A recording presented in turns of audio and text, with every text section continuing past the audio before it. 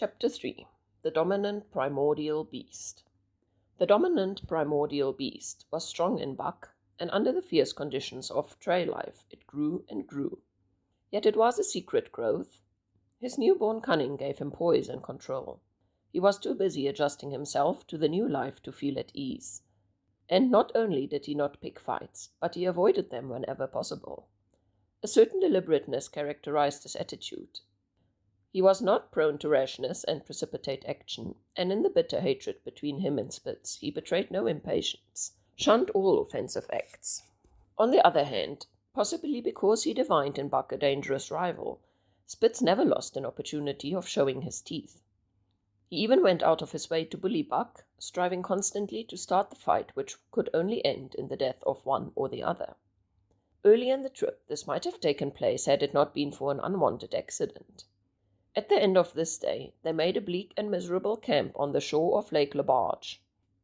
Driving snow, a wind that cut like a white-hot knife, and darkness had forced them to grope for a camping place. They could hardly have fared worse. At their backs rose a perpendicular wall of rock, and Parole and Francois were compelled to make their fire and spread their sleeping robes on the ice of the lake itself. The tent they had discarded at Deya in order to travel light. A few sticks of driftwood furnished them with a fire that thawed down through the ice and left them to eat supper in the dark. Close in under the sheltering rock, Buck made his nest. So snug and warm it was that he was loath to leave it when Francois distributed the fish which he had first thawed over the fire. But when Buck finished his ration and returned, he found his new nest occupied. A warning snarl told him that the trespasser was Spitz. Till now, Buck had avoided trouble with his enemy, but this was too much. The beast in him roared. He sprang upon Spitz with a fury that surprised them both. And Spitz particularly, for his whole experience with Buck had gone to teach him that his rival was an unusually timid dog, who managed to hold his own only because of his great size and weight. Francois was surprised too, when they shot out in a tangle from the disturbed nest, and he divined the cause of the trouble. Ah, he cried to Buck, give it to him, by gar! Give it to him, the dirty thief! Spitz was equally willing. He was crying with sheer rage and eagerness as he circled back and forth for a chance to spring in. Buck was no less eager and no less cautious, as he likewise circled back and forth for the advantage. But it was then that the unexpected happened, the thing which projected their struggle for supremacy far into the future, past many a weary mile of trail and toil. An oath from Parole, the resounding impact of a club upon a bony frame, and a shrill yelp of pain heralded the breaking forth of pandemonium. The camp was suddenly discovered to be alive with skulking furry forms, starving huskies, 4 or 5 score of them, who had scented the camp from some Indian village. They had crept in while Buck and Spitz were fighting, and when the 2 men sprang among them with stout clubs, they showed their teeth and fought back. They were crazed by the smell of food. Parole found one with its head buried in the grub box. His club landed heavily on the gaunt ribs, and the grub box was capsized on the ground. On the instant, a 2 score of the famished brutes were scrambling for the bread and bacon. The clubs fell upon them unheeded. They yelped and howled under the rain of blows, but struggled none the less madly till the last crumb had been devoured. In the meantime, the astonished team dogs had burst out of their nests, only to be set upon by the fierce invaders. Never had Buck seen such dogs. It seemed as though their bones would burst through their skin. They were mere skeletons, draped loosely in draggled hides, with blazing eyes and slathered fangs. But the hunger madness made them terrifying, irresistible. There was no stopping them. The team dogs were swept back against the cliff at the first onset. Buck was beset by 3 huskies, and in a trice his head and shoulders were ripped and slashed. The din was frightful. Billy was crying as usual. Dave and Solex, dripping blood from a score of wounds, were fighting bravely side by side. Joe was snapping like a demon. Once, his teeth closed on the foreleg of a husky, and he crunched down through the bone. Pike, the malingerer, leapt upon the crippled animal, breaking its neck with a quick flash of teeth and a jerk. Buck got a frothing adversary by the throat, and was sprayed with blood when his teeth sank through the jugular. The warm taste of it in his mouth goaded him to greater fierceness. He flung himself upon another, and at the same time felt teeth sink into his own throat. It was Spitz, treacherously attacking him from the side. Parole and Francois, having cleared out their part of the camp, hurried to save their sled dogs. The wild wave of famished beasts rolled back before them, and Buck shook himself free. But it was only for a moment. The two men were compelled to run back to save the grub, upon which the huskies returned to attack the team. Billy, terrified into bravery, sprang through the savage circle and fled away over the ice. Pike and Dub followed on his heels, with the rest of the team behind. As Buck drew himself together to spring after them, out of the tail of his eye he saw Spitz rush upon him with the evident intention of overthrowing him. Once off his feet and under that mass of huskies, there was no hope for him. But he braced himself to the shock of Spitz's charge, then joined the flight out onto the lake. Though unpursued, they were in a sorry plight. There was not one who was not wounded in 4 or 5 places, while some were wounded grievously. Buck had been injured badly on a hind leg. Dolly, the last husky added to the team at Daya, had a badly torn throat. Joe had lost an eye, while Billy, the good-natured, with an ear chewed and rent to ribbons, cried and whimpered throughout the night. At daybreak, they limped wearily back to the camp, to find the marauders gone and the 2 men in bad tempers. Half of their grub supply was gone. The huskies had chewed through the lad's lashings and the canvas coverings. In fact, nothing, no matter how remotely edible, had escaped them. They had eaten a pair of Parole's moose-hide moccasins, chunks out of the leather traces, and even 2 feet of lash from the end of Francois' whip. He broke from a mournful contemplation of it to look over his wounded dogs. "Ah, my friends," he said softly, "maybe it make you mad dog, those many bites. Maybe all mad dogs, sacredam. What do you think, Parole?" The courier shook his head dubiously. With 400 miles of trail still between him and Dawson, he could ill afford to have madness break out among his dogs. 2 hours of cursing and exertion got the harnesses into shape, and the wound-stiffened team was underway, struggling painfully over the hardest part of the trail they had yet encountered, and for that matter, the hardest between them and Dawson. The 30-mile river was wide open. Its wild waters defied the frost, and it was in the eddies only and in the quiet places that the ice held at all. 6 days of exhausting toil were required to cover those terrible 30 miles. And terrible they were, for every foot of them was accomplished at the risk of life to dog and man. A dozen times, Parole, nosing the way, broke through the ice bridges, being saved by the long pole he carried, which he so held that it fell each time across the hole made by his body.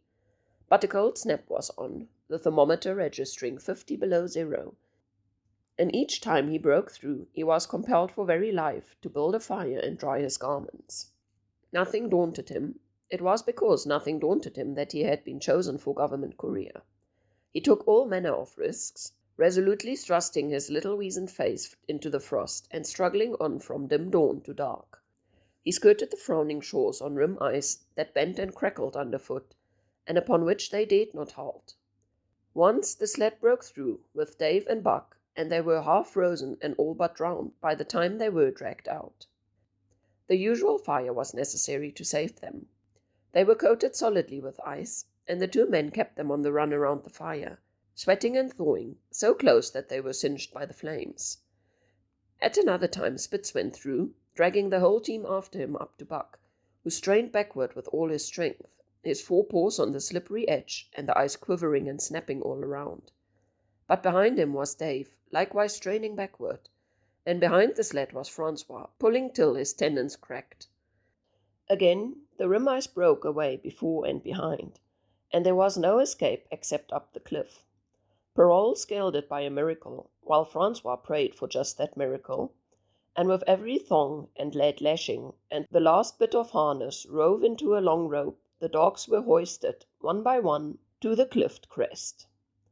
Francois came up last, after the sled and load. Then came the search for a place to descend, which descent was ultimately made by the aid of the rope, and night found them back on the river a 1/4 mile to the day's credit. By the time they made the Hootalinqua and good ice, Buck was played out. The rest of the dogs were in like condition, but Parole, to make up lost time, pushed them late and early. The first day they covered 35 miles to the big salmon. The next day, 35 more to the little salmon. The third day, 40 miles, which brought them well up into the 5 fingers. Buck's feet were not so compact and hard as the feet of the huskies. His had softened during the many generations since the day his last wild ancestor was tamed by a cave dweller or a riverman. All day long he limped in agony, and camp once made, lay down like a dead dog. Hungry as he was, he would not move to receive his ration of fish, which Francois had to bring to him. Also, the dog driver rubbed Buck's feet for half an hour each night after supper, and sacrificed the top of his own moccasins to make 4 moccasins for Buck. This was a great relief, and Buck caused even the weazened face of Parole to twist itself into a grin one morning, when Francois forgot the moccasins and Buck lay on his back, his 4 feet waving appealingly in the air, and refused to budge without them. Later, his feet grew hard to the trail, and the worn-out footgear was thrown away. At the Pally one morning, as they were harnessing up, Dolly, who had never been conspicuous for anything, went suddenly mad. She announced a condition by a long, heart-breaking wolf howl that sent every dog bristling with fear, then sprang straight for Buck. He had never seen a dog go mad, nor did he have any reason to fear madness. Yet he knew that here was horror, and fled away from it in a panic. Straight away he raced, with Dolly, panting and frothing, 1 leap behind. Nor could she gain on him, so great was his terror, nor could he leave her, so great was her madness. He plunged through the wooded breast of the island, flew down to the lower end, crossed the back channel filled with rough ice to another island, gained a 3rd island, curved back to the main river, and in desperation started to cross it. And all the time, though he did not look, he could hear her snarling just 1 leap behind. Francois called to him a 1/4 mile away, and he doubled back, still 1 leap ahead, gasping painfully for air, and putting all his faith in that Francois would save him. The dog driver held the axe poised in his hand, and as Buck shot past him, the axe crashed down upon Mad Dolly's head. Buck staggered over to the sled, exhausted, sobbing for breath, helpless. This was Spitz's opportunity. He sprang upon Buck, and twice his teeth sank into the unresisting foe, and ripped and tore flesh to the bone. Then Francois' lash descended, and Buck had the satisfaction of watching Spitz receive the worst whipping as yet administered to any of the teams. "One devil, that Spitz," remarked Parole. "Some damn day, he's gonna kill Buck." "Buck is 2 devils," said Francois. "All the time I watched that Buck, I know for sure. Listen, some fine day, Buck get mad like hell, and he will chew Spitz up and spit him out on the snow. Sure, I know." From then on, it was war between them. Spitz, as lead dog, an acknowledged master of the team, felt his supremacy threatened by the strange Southland dog. And strange Spitz was to him, for the many Southland dogs he had known. Not one had shown up worthily in the camp or on trail. They were all too soft, dying under the toil, the frost, and the starvation. Buck was the exception. He alone endured and prospered, matching the huskies in strength, savagery, and cunning. Then he was a masterful dog, and what made him dangerous was the fact that the club of the man in the red sweater had knocked all the blind pluck and rashness out of his desire for mastery. He was preeminently cunning, and could bide his time with a patience that was nothing less than primitive. It was inevitable that the clash for leadership should come. Buck wanted it. He wanted it because it was his nature, because he had been gripped tight by that nameless, incomprehensible pride of the trail and trace. That pride which holds dogs in the toil to the last gasp, which lures them to die joyfully in the harness, and breaks their heart if they are cut out of the harness. This was the pride of Dave as wheel dog, of Sol-leks as he pulled with all his strength. The pride that laid hold of them at break of camp, transforming them from sour and sullen brutes into straining, eager, ambitious creatures. The pride that spurred them on all day, and dropped them at the pitch of camp at night, letting them fall back into gloomy unrest and uncontent. It was the pride that bore up Spitz, and made him thrash the sled dogs who blundered and shirked in their duties, or hid away at harness-up time in the morning. Likewise, it was this pride that made him fear Buck as a possible lead dog. And this was Buck's pride too. He openly threatened the other's leadership. He came between him and the shirks he should have punished, and he did it deliberately. One night there was a heavy snowfall, and in the morning Pike, the malingerer, did not appear. He was securely hidden in his nest under a foot of snow. Francois called him and sought him in vain. Spitz was wild with wrath. He raged through the camp, smelling and digging in every likely place, snarling so frightfully that Pike heard and shivered in his hiding place.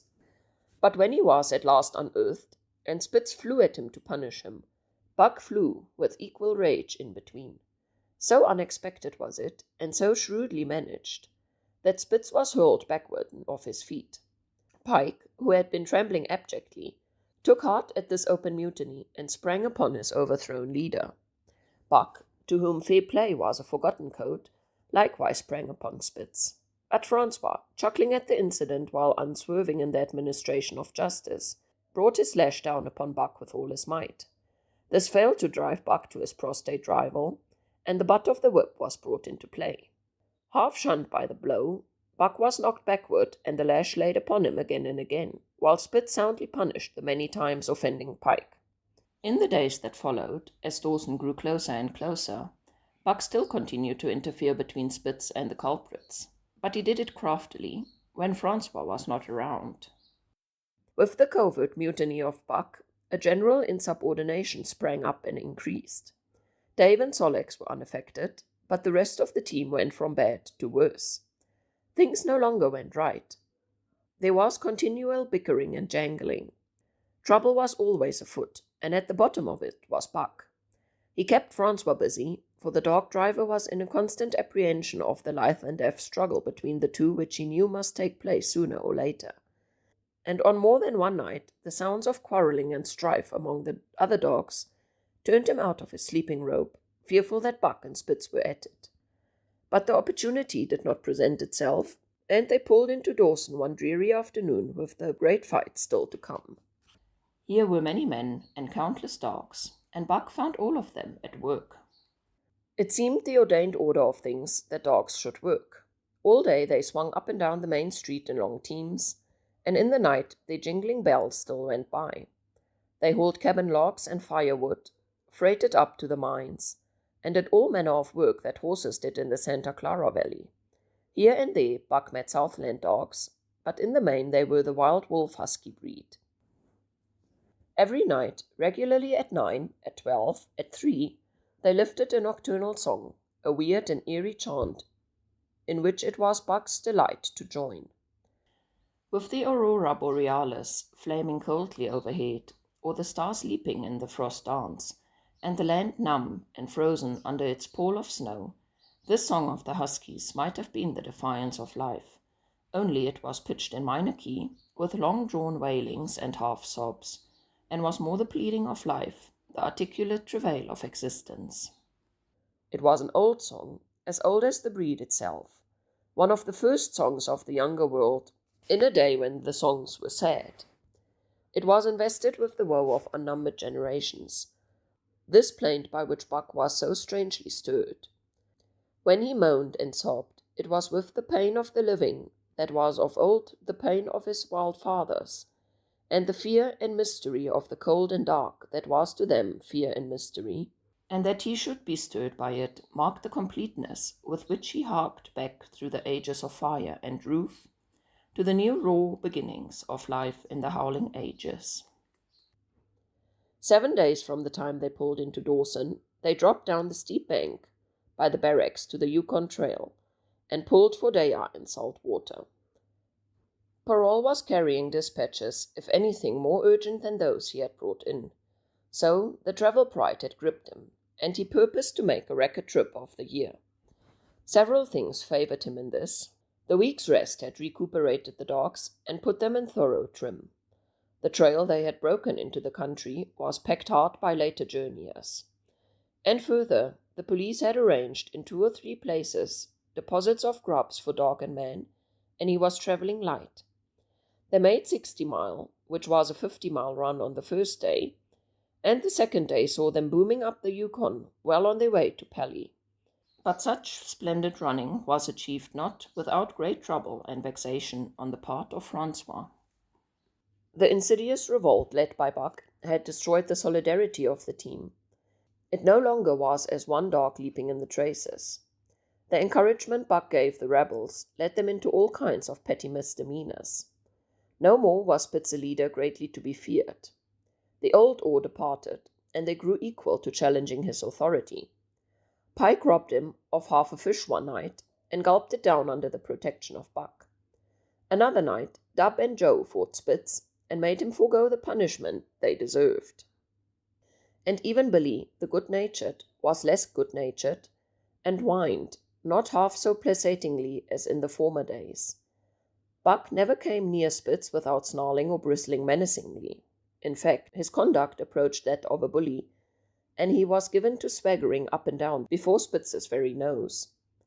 The breaking down of discipline likewise affected the dogs in their relations with one another. They quarreled and bickered more than ever among themselves, till at times the camp was a howling bedlam. Dave and Sol-leks alone were unaltered, though they were made irritable by the unending squabbling.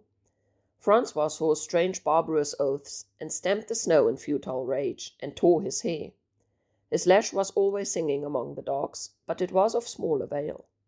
Directly his back was turned, they were at it again. He backed up Spitz with his whip, while Buck backed up the remainder of the team. Francois knew he was behind all the trouble, and Buck knew he knew, but Buck was too clever ever again to be caught red-handed. He worked faithfully in the harness, for the toil had become a delight to him. Yet it was a greater delight slyly to precipitate a fight among his mates and tangle the traces. At the mouth of the Tahkeena, one night after supper, Dub turned up a snowshoe rabbit, blundered it, and missed. In a second, the whole team was in full cry. 100 yards away was a camp of the Northwest Police, with 50 dogs, huskies all, who joined the chase. The rabbit sped down the river, turned off into a small creek, up a frozen bed of which it held steadily. It ran lightly on the surface of the snow, while the dogs plowed through by main strength. Buck led the pack, 60 strong, around bend after bend, but he could not gain. He lay down low to the race, whining eagerly, his splendid body flashing forward, leap by leap, in the wan-white moonlight.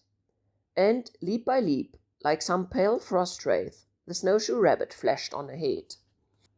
All that stirring of old instincts, which at stated periods drives men out from the sounding cities to forests and plain to kill things by chemically propelled leaden pellets, the bloodlust, the joy to kill, all this was Buck's, only it was infinitely more intimate.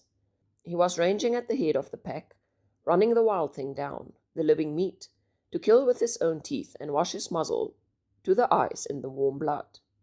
There was an ecstasy that marks the summit of life, and beyond which life cannot rise. And such is the paradox of living. This ecstasy comes when one is most alive, and it comes as a complete forgetfulness that one is alive.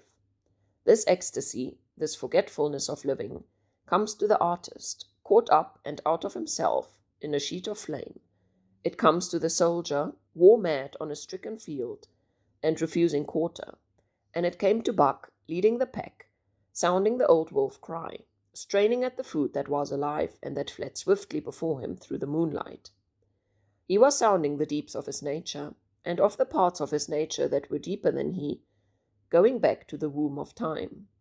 He was mastered by the sheer surging of life, the tidal wave of being, the perfect joy of each separate muscle, joint, and sinew, in that it was everything that was not death, that was aglow and rampant, expressing itself in movement, flying excellently under the stars and over the face of dead matter that did not move.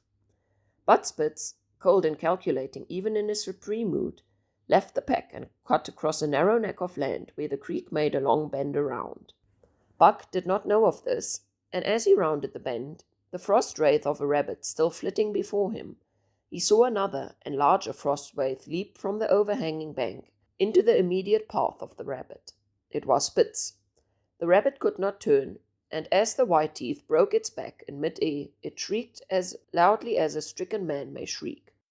At sound of this, the cry of life plunging down from life's apex in the grip of death, the full pack at Buck's heels raised their hell's chorus of delight.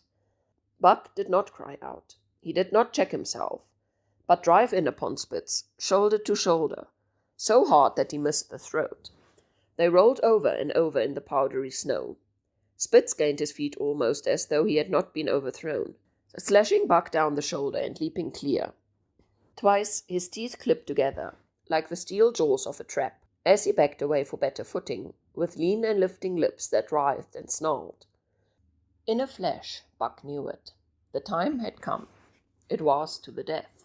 As they circled about, snarling, ears laid back, keenly watchful for their advantage, the scene came to Buck with a sense of familiarity. He seemed to remember all. The white woods, the earth, the moonlight, and the thrill of the battle. Over the whiteness and silence brooded a ghostly calm. There was not the faintest whisper of air. Nothing moved, not a leaf quivered, the visible breaths of the dogs rising slowly and lingering in the frosty air. They had made short work of the snowshoe rabbit, these dogs that were ill-tamed wolves, and they were now drawn up in an expectant circle. They too were silent, their eyes only gleaming, and their breaths drifting slowly upward. To Buck it was nothing new or strange, the scene of old time. It was as though it had always been, the wonted way of things. Spitz was a practiced fighter. From Spitzbergen, through the Arctic, and across Canada and the Barrens, he had held his own with all manner of dogs, and achieved to mastery over them. Bitter rage was his, but never blind rage. In passion to rend and destroy, he never forgot that his enemy was in like passion to rend and destroy. He never rushed till he was prepared to receive a rush, never attacked till he had first defended that attack. In vain, Buck strove to sink his teeth into the neck of the big white dog. Whenever his fangs struck for the softer flesh, they were countered by the fangs of Spitz. Fang clashed fang, and lips were cut and bleeding, but Buck could not penetrate his enemy's guard. Then he warmed up and enveloped Buck in a whirlwind of rushes. Time and time again he tried for the snow-white throat, where life bubbled near to the surface, and each time, and every time, Spitz slashed him away. Then Buck took to rushing, as though for the throat, when suddenly, drawing back his head and curving in from the side, he would drive his shoulder at the shoulder of Spitz as a ram by which to overthrow him. But instead, Buck's shoulder was slashed down each time as Spitz leapt away lightly. Spitz was untouched, while Buck was streaming with blood and panting hard. The fight was growing desperate, and all the while the silent and wolfish circle waited to finish off whichever dog went down. As Buck grew winded, Spitz took to rushing, and he kept him staggering for footing. Once Buck went over, and the whole circle of 60 dogs started up, but he recovered himself, almost in mid-air, and the circle sank back down and waited again. But Buck possessed a quality that made for greatness, imagination. He fought by instinct, but he could fight by head as well. He rushed, as though attempting the old shoulder trick, but at the last instant swept down to the snow and in. His teeth closed on Spitz's left foreleg. There was a crunch of breaking bone, and the white dog faced him on 3 legs. Thrice he tried to knock him over, then repeated the trick and broke the right foreleg. Despite the pain and helplessness, Spitz struggled madly to keep up. He saw the silent circle, with gleaming eyes, lolling tongues, and silvery breaths drifting upward, closing in upon him as he had seen similar circles close in upon beaten antagonists in the past. Only this time, he was the one who was beaten. There was no hope for him. Buck was inexorable. Mercy was a thing reserved for gentler times. He maneuvered for the final rush. The circle had tightened till he could feel the breaths of the huskies on his flanks. He could see them, beyond Spitz and to either side, half crouching for the spring, their eyes fixed upon him. A pause seemed to fall. Every animal was motionless, as though turned to stone. Only Spitz quivered and bristled as he staggered back and forth, snarling with horrible menace, as though to frighten off impending death. Then Buck sprang in and out, but while he was in, shoulder had at last squarely met shoulder. The dark circle became a dot on the moon-flooded snow as Spitz disappeared from view. Buck stood and looked on, the successful champion, the dominant primordial beast who had made his kill and found it good.